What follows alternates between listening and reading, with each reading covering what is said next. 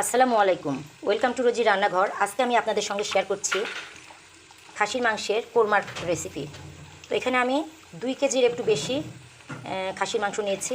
এর মধ্যে আদা রসুন বাটা, জিরা ধনিয়া পাউডার, লাল মরিচ গুঁড়া, লবণ, আর এখানে আমি দই নিব।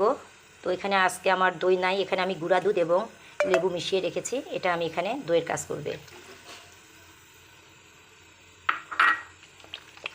আমি সমস্ত মশলা দিয়ে এটা আমি মেখে, আর অন্যদিকে আমি পেঁয়াজটা একটু নরম করে নিচ্ছি।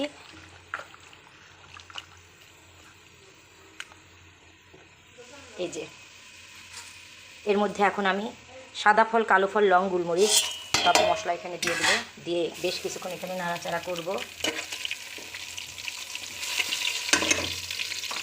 আজকের কোরমাটা একদম লাল লাল হবে।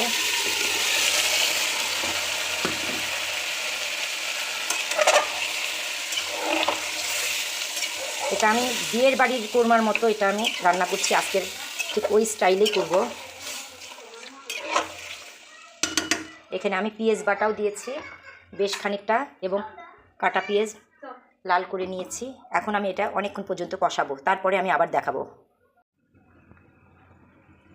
এখন আমি এর মধ্যে একটু রসুন, পেঁয়াজ আর জিরা ফোড়ন দিয়ে এর মধ্যে ঢেলে দিচ্ছি। এই যে এটা হচ্ছে আমার খাসির কোরমার ফাইনাল লুক।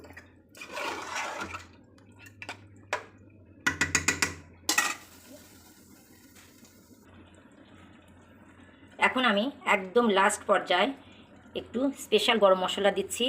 এই মশলা দেওয়াতে এটার গন্ধ ভীষণ সুন্দর আসে, খুবই সুন্দর একটা স্মেল আসতেছে।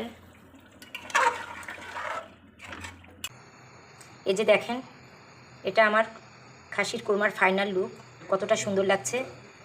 তো এভাবে আপনারা এই রেসিপিটি তৈরি করবেন এবং খেয়ে দেখবেন। আশা করছি ভালো লাগবে। সবাই ভালো থাকবেন, সুস্থ থাকবেন। আল্লাহ হাফেজ।